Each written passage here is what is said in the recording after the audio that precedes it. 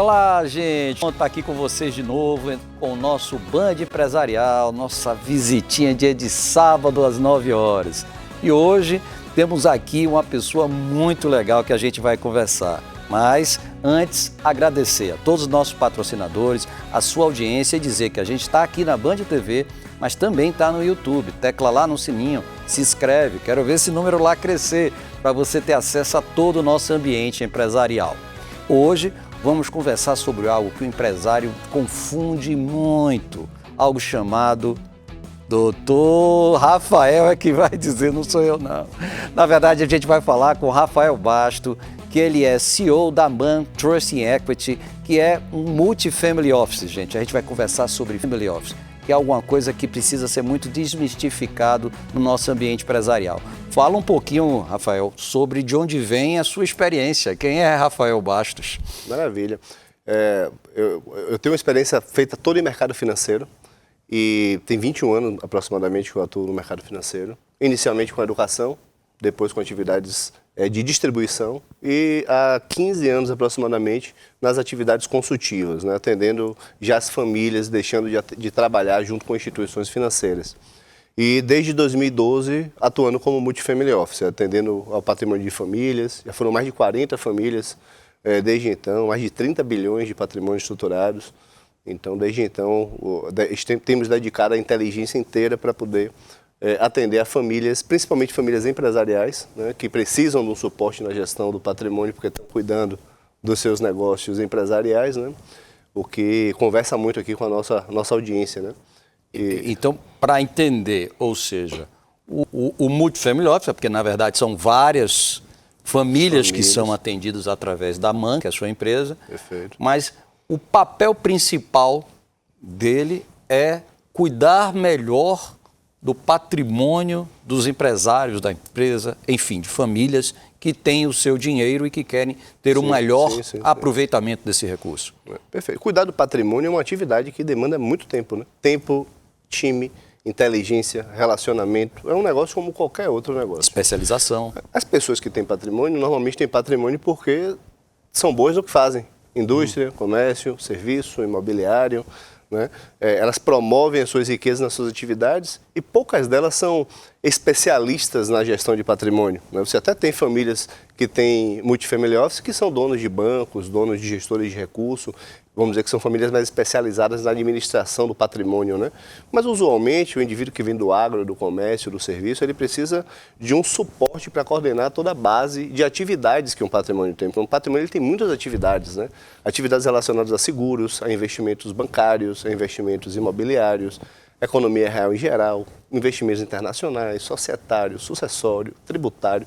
São muitas áreas de atividade que famílias que não têm um patrimônio muito extensivo, eu diria acima de 400, 500 milhões de reais, que justifica montar um time de 10, 12 pessoas mínimo ali para poder atender ao patrimônio, procuram um multifamily que já tem essa estrutura montada e que conseguem acompanhar essas esteiras de serviços para eles, enquanto eles podem focar principalmente na produção de mais riqueza nos seus negócios, nas suas atividades, né?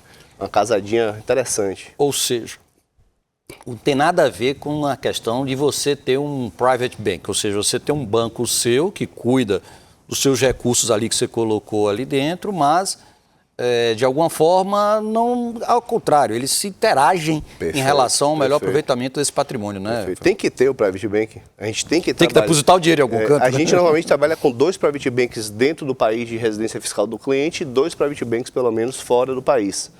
Essa estrutura concorrencial ela é muito positiva para as famílias, né? No sentido de cotar taxas, de ter crédito mais barato, de ter acesso a emissões de investimentos que não estão disponíveis para todo mundo.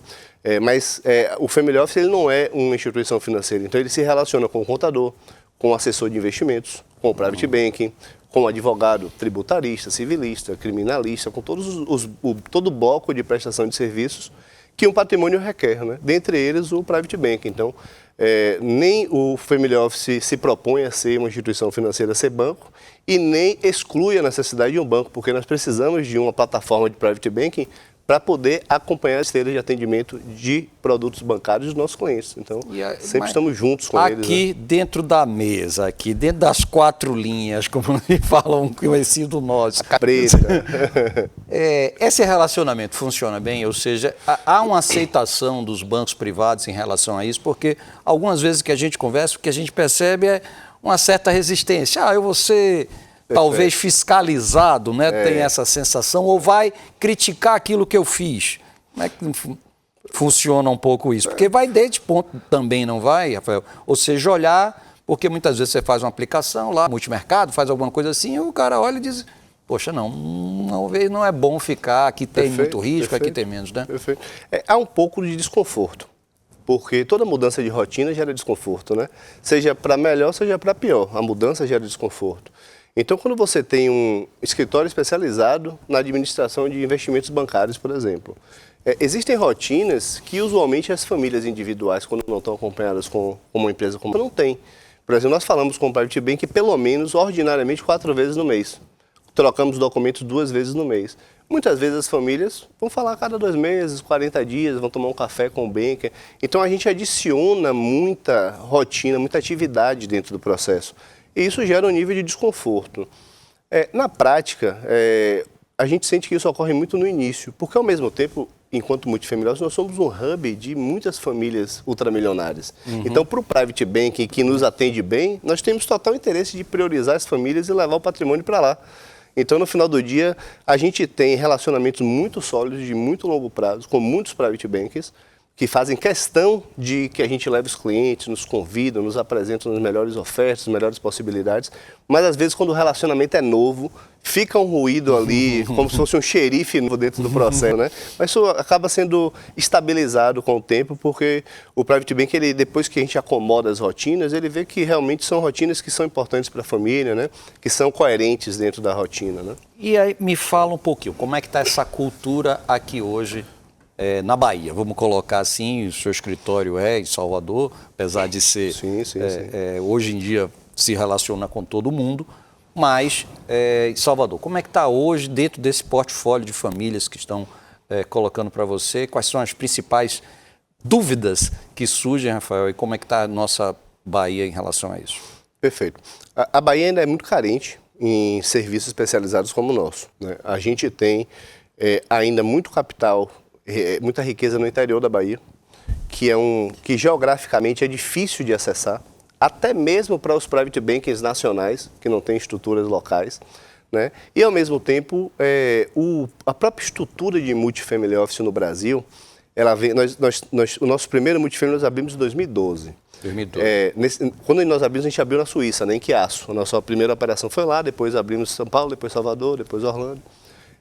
Já era uma realidade há 50 anos na Suíça, os multifamily offices.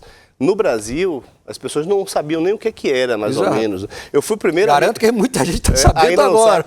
Lá em 2007, 2008, eu fui o primeiro agente autônomo da XP do Nordeste. Não sei se você sabia disso. Não sabia, tá vendo? Nessa ocasião, as pessoas também não sabiam que era agente autônomo, então houve um processo de aculturamento da sorte. Hoje todos sabem o que é uma assessoria de investimentos, como funciona, a questão das plataformas, as pessoas estão culturadas a esse sentido. Nós estamos vivendo um momento, os baby boomers, né, da Segunda Guerra, eles acabam direcionando muito a economia mundial. Nesse momento, tem uma estimativa de 70 trilhões de dólares a serem sucedidos para as segundas gerações pelos baby boomers.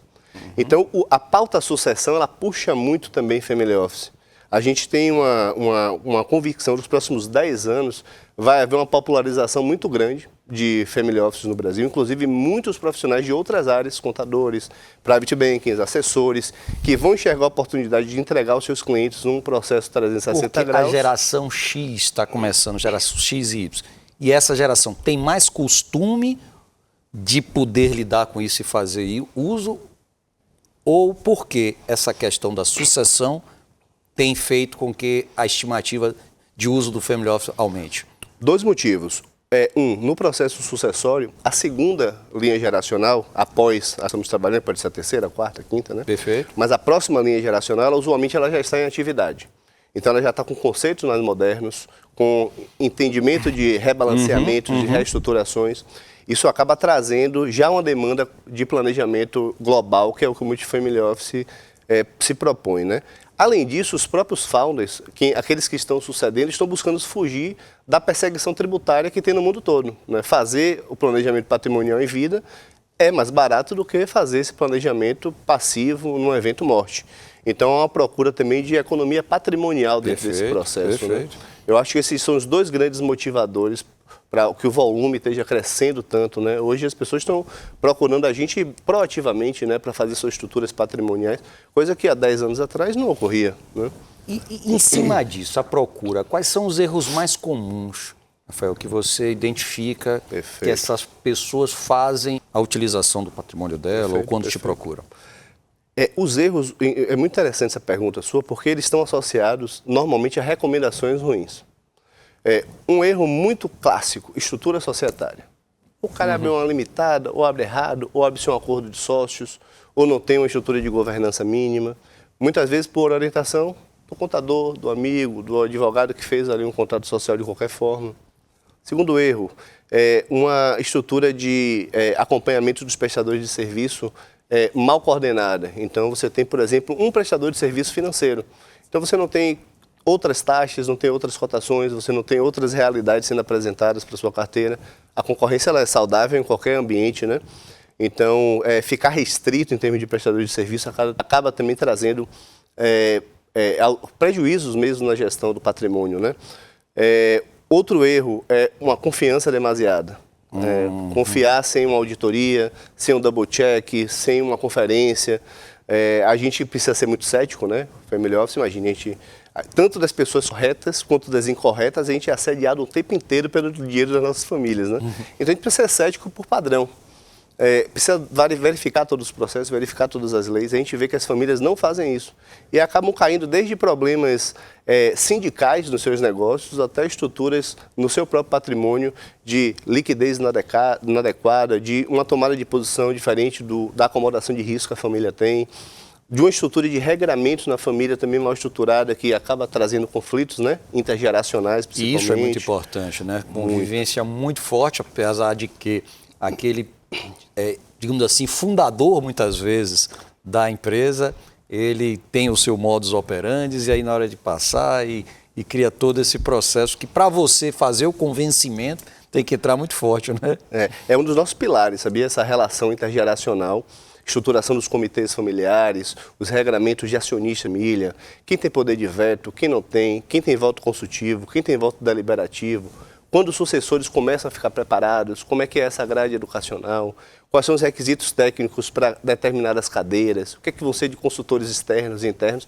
O que a gente vê é que as famílias que têm um regramento bem acomodado, elas não têm litígio, não têm de ruído, não tem briga, porque está tudo estabelecido, as regras estão estabelecidas, todos sabem como funciona a distribuição de dividendos, todos sabem como funciona a tomada de decisão, como aprova novos investimentos, não aprova. Então, assim, a governança para a gente é um pilar, porque a Family Office tem 3 coisas que são extremamente íntimas, né? A nossa saúde, a gente acaba não falando, nosso dinheiro e a nossa família. A gente se mete em 2 delas, né? Você vai conversar melhor sobre isso já depois do nosso intervalo.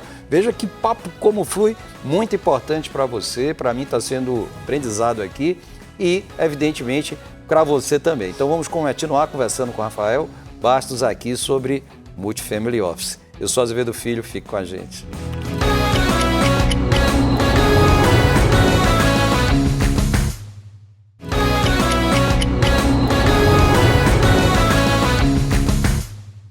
Estamos de volta com o nosso Band Empresarial. E aqui, de novo, agradecer a audiência de cada um de vocês e aos nossos patrocinadores. Estamos conversando com Rafael Bastos, que é da MAN, que ela é um Multifamily Office, que é importantíssimo para a gente saber, porque ter dinheiro não é gerir dinheiro bem. Então, vamos aqui conversar com ele e tirar várias dúvidas em relação à melhor forma de fazer aplicações. Doutor Rafael, me conta um pouquinho. A gente estava falando aqui das fortunas e você me disse que tem 3 coisas que a gente geralmente esconde. O dinheiro, a questão da saúde e a família. Né? E a família, evidentemente. E a gente está mexendo com 2 delas muito fortes, que é a questão da família, tem todo esse processo sucessório que a gente estava conversando aqui. Mas o que é que tem acontecido em relação hoje aos melhores caminhos que você tem visto para que uma família que chega, sei lá, com patrimônio aí, grande, acima de quanto? Só para poder o teu parâmetro, Rafael, o que é que você recomenda? A partir de quanto vale a pena para se ter uma gestão como uma multifamily office? Tem multifamily offices que são especializados em indivíduos que estão acumulando patrimônio. Tá? Existem estruturas que acompanham famílias até em dívida. O nosso multifamily office atende famílias de preservação. A gente atende famílias a partir de 100 milhões de reais. Começa a fazer sentido as rotinas de um multifamily office. Né? Mas muitas vezes patrimônios menores também, 50, 60 milhões, que têm muitas rotinas de operação, já precisam de um escritório familiar para poder coordenar essas Principalmente rotinas. rotina da atividade principal dele, Sim. que ocupe muito ele, que não dê tempo a ele para cuidar corretamente do seu patrimônio, né? Que toma tempo. Hoje nós temos muita gente no time para poder acompanhar as esteiras, porque toma tempo, checagem, controladoria, contratos, orçamentos. É uma rotina de back-office muito extensiva, né? Então, famílias que têm as suas atividades em curso, que não fizeram evento de liquidez, que ainda estão ativas nos seus negócios, demandam muito serviços como o nosso para poder cuidar do que elas construíram, cuidar do que elas preservaram ali, internacionalizar, blindar, estruturar da melhor forma, enquanto elas estão produzindo mais riqueza, né? E me fala agora, pedi para você responder a primeira pergunta, porque eu mesmo interrompi. Com relação ao encaminhamento, qual é hoje o que tem que ser mais procurado? Sei lá, real estate, mercado imobiliário, o que é que você tem visto mais em relação a isso? Quais são as recomendações maiores que você realmente tem visto e que você tem dito? Perfeito. Cada família tem uma individualidade, isso é uma coisa muito importante. Ela tem um perfil de risco, ela tem uma política de investimentos, ela tem uma composição de ativos ali que ela está apta a tomar ou não. E do ponto de vista macroeconômico, existe um guideline de melhores práticas sobre como se alocar em moeda forte versus moeda fraca, liquidez de curto, médio e longo prazo, garantia real, quirografária. Existem melhores práticas. O nosso trabalho é de acomodar o perfil de cada família, junto com o destino que ela quer chegar, né? Porque o caminho a gente traça. Onde ela está, nós sabemos, o destino ela me diz. E tentar trazer o máximo essas melhores práticas para as rotinas dessas famílias. Usualmente, isso envolve reestruturações societárias, para tirar pessoas físicas das sociedades, regrar toda a estrutura de distribuição e de controle, voto, novos investimentos e etc. Proteção, né? Os indivíduos empresários, a gente vive num país que a capacidade de um judiciário de primeira e de segunda instância é quase arbitrária. Sim, a insegurança jurídica é um temor enorme, né? Nós estamos vendo tudo o que está acontecendo no Brasil. Porque Donald Trump resolve também criar uma mudança e que se impacta diretamente. Totalmente, totalmente. Então, se resguardar, incapacitar, vamos dizer assim, esse excesso de autoridade da justiça acaba sendo quase que uma linha mestra hoje de quem tem muito patrimônio. Porque você precisa ter a certeza de que pelo menos o Estado não vai intervir, meter a mão ou mudar as regras daquele teu patrimônio no meio do jogo. Uma outra prática que eu diria que está inerente a todo mundo são as reacomodações de carteira. Né? O Brasil é um país que tem uma taxa de juros muito alta, mas quando você coloca, por exemplo, essa taxa de juros em dólar, ela é praticamente zero. Os últimos 15 anos, 20 anos, você olha, os últimos 15 anos, a gente fez um estudo agora, deu 4% o CDI no período inteiro. No período inteiro? Então, eu ouço muito isso. Não, mas o CDI no Brasil é maravilhoso. Em reais e de forma nominal. Quando você apura a inflação e quando você converte isso em dólar, acaba ficando uma relação mais próxima, pouco hostil, né? O nosso papel... Ou seja, as melhores práticas estão em internacionalizar o capital, estão em ter capital forte, está em preservar esse capital. E a gente precisa encaixar essa melhor prática no limite do perfil da família. Teria um percentual que eu diria o seguinte, quem não tem que ter em dólar, por exemplo? Ah, sim. 20% é preciso ter só para equiparar a variação do IPCA, o impacto do dólar na variação do IPCA. Então, é um limite mínimo. Quanto mais conservador uma família é, mais patrimônio em moeda forte ela deveria ter, tecnicamente falando. Quanto mais agressiva ela é, mais capital em moeda fraca ela pode ter.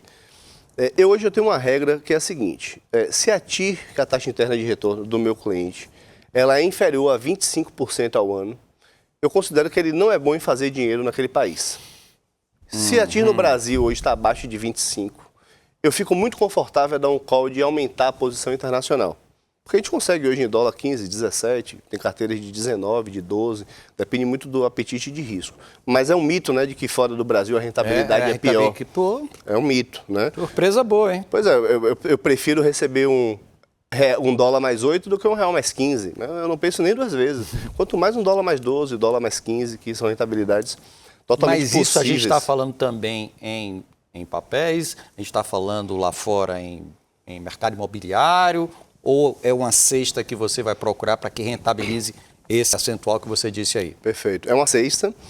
As famílias que a gente atende são famílias que elas têm muito patrimônio. Então, elas têm a capacidade de construir os seus próprios investimentos. Um instrumento financeiro, ele sempre é uma dívida emitida para financiar algum projeto, né? Uma debênture, um CRI, uma CCB, um CDB. Sempre você está emprestando dinheiro para alguém colocar na economia real. As famílias, elas acabam também estruturando elas mesmas as dívidas. Muitas vezes eu estruturo a CCB, securitizo e eu tomo toda a posição. Eu monto a estrutura do fundo imobiliário para colocar o galpão logístico para a família dentro. O veículo de investimentos a gente acaba criando para poder atender, né, a cada família. Entendi. E como é que está a posição, aí eu tenho que puxar para minha sardinha do mercado imobiliário, né? Como é que está a posição disso em relação ao mercado imobiliário? E muita gente querendo internacionalizar, pelo que a gente vê, e hoje vários mercados se colocando à disposição, seja Portugal, Dubai, Estados Unidos. Sim. Inglaterra, atraindo muito capital de novo. Itália. Singapura. Está produzindo muito isso. E você vê muitos brasileiros, de alguma forma, fazendo. O que é que você tem recomendado? O que é que você tem recomendado nisso? Seria um developer para poder fazer isso? Seria através de, commodity mesmo, como comprar um apartamentozinho e fazer, vai gerar nossa renda passiva? O que é que você está vendo disso? Excelente pergunta. Cerca de 60% da riqueza mundial, dados do Instituto Rothschild, estão em mercado imobiliário. Então, naturalmente, nós estamos muito presentes no mercado imobiliário, né? A gente investe muito em mercado imobiliário. Dentro da política de investimento, a gente tem muitas classes de ativos imobiliários. E dentro dessas classes você tem galpão logístico, galpão comercial, BTS, lending bank, incorporação com alavancagem, SEM, condomínios. Tem uma série de hipóteses de investimentos imobiliários que uma família pode fazer. Para cada hipótese dessa, você tem um especialista naquela área que você vai procurar para poder fazer um negócio. Então, se eu vou fazer uma incorporação baixo padrão, por exemplo, no interior da Bahia, eu vou pegar um co-incorporador para desenvolver junto comigo que seja especializado em baixo padrão no interior da Bahia. Se eu vou fazer um alto padrão em Portugal, eu vou fazer isso em conjunto com um incorporador, um desenvolvedor que seja de alto padrão em Portugal, né? E muitas vezes desenvolvendo produto do zero, porque as nossas famílias acabam muitas vezes tomando 100% do capital disponível do investimento e não tendo outros sócios investidores do lado, né? Então, muitas vezes a gente monta do zero mesmo toda a estrutura, mas usualmente com algum agente especializado. A gente tem uma desenvolvedora imobiliária, que é cativa, é nossa, que existe para desenvolver os produtos imobiliários para os nossos clientes. Isso aconteceu Nossa, fantástico isso. Tem muita gente que não tem a mínima, mas gosta e quer investir. Jogador de futebol adora, né? Demais. Mas, em 2015, jogador de futebol, a gente atendia atleta de futebol, de 2012 até 2020. Chegou em 2014, a gente tinha 33 CPEs acompanhadas no Femelhão. Nossa! Um usava Cienge, outro usava Excel, um outro usava um CRM que a gente nunca ouviu falar, outra era uma menina que mandava um negócio no Word. Uma planilha eletrônica mal feita. Consolidar isso foi assim nosso primeiro objetivo. E nesse momento, de lá para cá, de 2014, a gente adquiriu inclusive uma empresa, o Grupo 5, a gente é dono hoje de 10%, apenas para controlar nossas operações imobiliárias e colocar no modelo de dashboard, de prestação de contas, de coleta de documentos, que esteja padronizado. Porque hoje eu consigo ter 30 SPEs por família no modelo que é padronizado, né? Maravilhoso. E Rafael, caminhando assim, o que é que você hoje diria para ser como uma recomendação? Ó, se você se encontra assim, se você está nesse estágio, você está preparado para ter uma conversa com Rafael Bastos. Como é que você diria isso para o nosso telespectador? Eu penso que esse gatilho é um gatilho muito sensorial. Se você está sentindo que tem ralos de dinheiro no seu patrimônio, que tem algumas conversas que não estão batendo com o que você imagina, que tua rentabilidade poderia estar um pouco melhor do que o que ela está, que você não está 100% confortável com a blindagem do patrimônio, né? Perfeito, e a blindagem é um ponto que eu ia tocar. não é infalível, é blindagem, né? Ela blinda alguns calibres, né? A depender do calibre, tem que aumentar a blindagem. Então, se esses medos eles estão começando a acontecer, é porque provavelmente tem dado técnico para gerá-los. Eu diria que qualquer indivíduo hoje, Azevedo, que tenha mais de 50 milhões de reais, ele tem que fazer o check-up do patrimônio pelo menos a cada 2 anos. Sabe, contratar uma empresa especializada, rodar uma sequência de diagnósticos, coletar os dados, verificar atualizações regulatórias, olhar toda a estrutura societária, securitária, de investimentos líquidos, olhar tudo, calibrar o que fazer de cada estratégia e aí ter um dever de casa para o próximo bloco. Isso minimamente, né? Porque uma família que está acompanhada por nós, por exemplo, a gente vai fazer essas revisões semestralmente, dentro de casa, né? Uma que não tem o multifamily, eu diria que a partir de 50, 60 milhões é obrigatório fazer esse tipo de atividade. E aí eu não posso deixar de perguntar, porque no mundo do imobiliário, quando a gente faz uma apresentação para o corretor, e o corretor sempre ao final, você pode estar levando o melhor produto, o corretor ao final levanta o dele e faz, e qual a comissão? E aí é o que eu volto a dizer, Boa. O que é que custa esse trabalho maravilhoso, esse conteúdo todo que Rafael tem, para poder uma pessoa que tem esse recurso poder estar fazendo uso? O nosso negócio é muito semelhante a uma história de advocacia. Tá?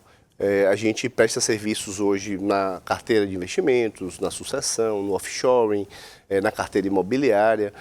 E algumas vezes nós identificamos famílias que têm um alinhamento de valores e de perfil para irem para o multifamily office. Eu diria que hoje no multifamily nós temos 13 famílias hoje, por exemplo. Agora, 95% dos nossos clientes estão na estrutura de serviços por demanda. Não são famílias que a gente atende recorrentemente todos os meses. Então, nos serviços por demanda, é um cálculo de hora homem, de atividade a ser realizada. Né? Na estrutura de multifamily, tem 2 modelos. O resultado também é o que conta, né? Ou Sim. seja, ao final do dia... A eficiência gerada, na redução de despesas, no incremento de receita, tudo isso conta. No multifamily, a base é um fee de gestão para remunerar toda a estrutura de time, basicamente performance. A gente se associa ao resultado incremental que a gente gera para as famílias. Então, as famílias ficam muito tranquilas porque pagam os custos relacionados a essa gestão com o próprio resultado dessa inteligência, né? E a gente também fica muito confortável porque estar skin the game, estar no mesmo lado da mesa da família, para a gente é fundamental. Né? Rafael, agradecer demais sua presença, uma riqueza impressionante. Gente, eu já tive a oportunidade de sentar algumas vezes com o Rafael, temos aí algumas coisas fazidas em parceria e que eu posso dizer para vocês que tem muito mais conteúdo aqui que possa ser nutrido, mas a gente tem nosso limite de tempo. Agradecer por demais sua visita aqui no nosso Band Empresarial e vamos levar essa cultura aí afora, porque quem tem dinheiro precisa cuidar bem do dinheiro, né? É verdade, meu amigo. Eu que agradeço, viu? Foi um prazer estar aqui. Certamente a gente tinha um papo aqui para fazer umas 15 edições aqui seguidas. É isso aí, gente. Assim acaba o nosso Band Empresarial desse sábado, mas lembrando sempre para vocês que sábado que vem a gente está de volta. Tecla lá no sininho no YouTube, sim, no Band Empresarial, para você ter acesso a tanto conteúdo como a gente tem trazido.